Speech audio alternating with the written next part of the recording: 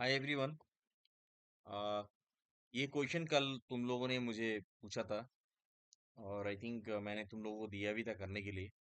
But I don't know, बहुतों ने आज क्लास ही अटेंड नहीं किया, तो मैं इसको जस्ट सॉल्व करके भेज रहा हूँ।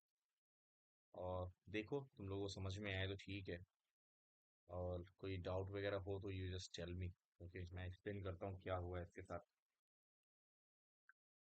सबसे पहले तो इन लोगों ने यहाँ पे क्वेश्चन में बोला है कि machinery is over valued by 10%। तो ओवर वैल्यू हुआ तो क्या लिखेंगे? ओवर वैल्यू के बाद ज्यादा लिख दिया है, तो एक्सपेंसेस मेरा जो है वो एक्चुअली में मेरा लॉस जो है वो हो रहा है यहाँ पे, क्योंकि उसको ओवर वैल्यू लिख दिया था। तो हम यहाँ पे टू मशीनरी लगाते हैं, और इसमें जो अमाउंट दिया हुआ है ना मशीनरी का, वो 4,95,000 दिया है। तो हम इसको डिवाइडेड बाई 110 करते हैं और इनटू 10 करते हैं, क्योंकि ये ओवर वैल्यू है, 10% से ज्यादा इसको वैल्यू किया गया है, इसलिए ये प्रॉब्लम आ रहा है। तो हम इसको 110 से डिवाइड कर देते हैं ताकि मुझे 1% मिल जाए, और फिर मल्टीप्लाई करते हैं 10% से। आई होप तुम लोग को समझ में आया होगा। ये जो वैल्यू है ना, ये वैल्यू 110% है, क्योंकि 10% ज्यादा लिखा गया है इसमें। तो इसीलिए हम इसको 110 से डिवाइड करते हैं। जब ये 110 से डिवाइड करेंगे तो क्या होगा? 1% आ जाएगा। फिर मल्टीप्लाई करेंगे 10 से, तो 10% मिल जाएगा मुझे। तो वही अमाउंट जब हम कैलकुलेट करते हैं ना, तो ये 45,000 का आता है। तो ये 45,000 हो गया। दूसरा चीज इन लोगों ने बोला यहाँ पे कि unrecorded debtors of 20,000 be bought into book and provision for doubtful debts is to be created. सबसे पहले तो ये लोगों ने बोला कि 20,000 रुपए का जो डेब्टर था वो लिखा ही नहीं गया है। तो मैं सबसे पहले क्या करता हूँ, यहाँ पे बाय डेब्टर्स लगा देता हूँ, क्योंकि ये मेरे लिए एसेट है। ये बढ़ा हुआ है 20,000, तो मैं ये 20,000 यहाँ पे लगा दे रहा हूँ। दूसरा है कि ये इसके बढ़ जाने से डेब्टर्स पे फर्क पड़ा है, और उन लोगों ने बोला है कि प्रोविजंस बनाने हैं। तो हम इसका प्रोविजंस बना लेते हैं। To provisions for doubtful debts. अब प्रोविजन फॉर डाउटफुल डेब्ट्स होगा कितना? यहाँ देख लो, पहले यहाँ पे 6 लाख रुपया हम लोगों का डेप्टर्स है। ये दिखाई दे रहा होगा, 6 लाख रुपया हमारा डेप्टर्स है, और 20,000 फिर से बढ़ गए। तो अब कितने हो गए? 6,20,000 रुपये हो गए। तो ये 6,20,000 रुपए का मुझे बनाना पड़ेगा 10%। तो सिंपल है, 10 इसका परसेंटेज हो जाता है तुम्हारा 62,000। तो ये 62,000 मेरा ये आ गया। नेक्स्ट इन लोगों ने बोला है कि ये जो क्रेडिटर है, 27,000 ये लोग अपना जो लाइबिलिटी है वो गिव अप कर रहे हैं। तो मेरे लिए तो फायदे की बात हो गई ना। तो हम यहाँ पे बाय क्रेडिटर्स, और ये सीधा सीधा 27,000 छोड़ दे रहा है, तो 27,000 मैं इधर लगा दे रहा हूँ।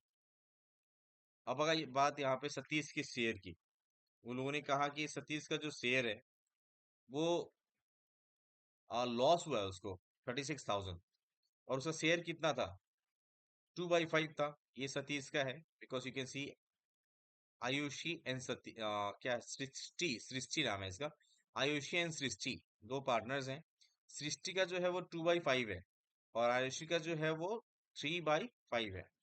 तो सृष्टि का मुझे दे रखा है। अब सबसे पहली तो बात ये है कि भाई टोटल लॉस हुआ कितना था, वो मुझे पता करना पड़ेगा। इसके लिए हम एक काम करते हैं, सृष्टि का जो भी यहाँ पे मेरे को दे रखा है ना, जो लॉस उनका दिया हुआ है वो 36,000 रुपीज का है। अगर इसका 36,000 का लॉस है, तो पूरा फार्म का लॉस कितना हुआ होगा? मैं इसका जो रेशियो है ना उसको उल्टा कर देता हूँ, 5/2 कर देता हूँ। 2/5 था, 5/2 कर दिया मैंने, तो आ गया 90,000। मतलब ये था मेरा पूरा टोटल, जो भी मेरा रिवैल्यूएशन का लॉस हुआ है। ये मेरा रिवैल्यूएशन का लॉस है। तो रिवैल्यूएशन का लॉस मुझे पता चल गया। अब क्या करते हैं, सिंपल सी बात है, बाय डिविजिबल लॉस है।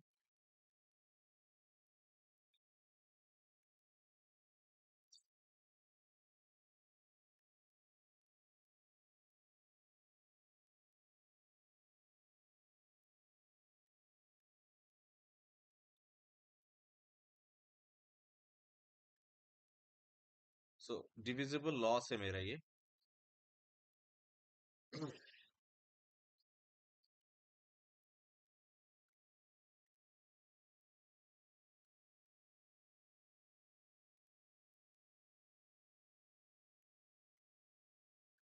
और इसमें मैं दो जन का जो भी है वो उन लोग का बांट दे रहा हूँ।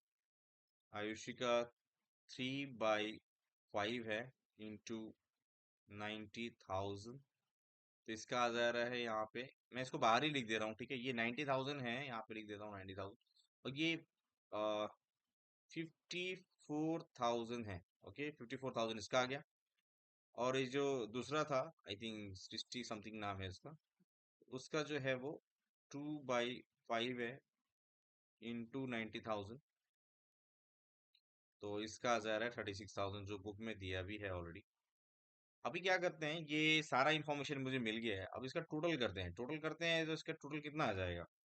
36,000 रुपीज इसका आ जा रहा है। सॉरी, 36,000 नहीं,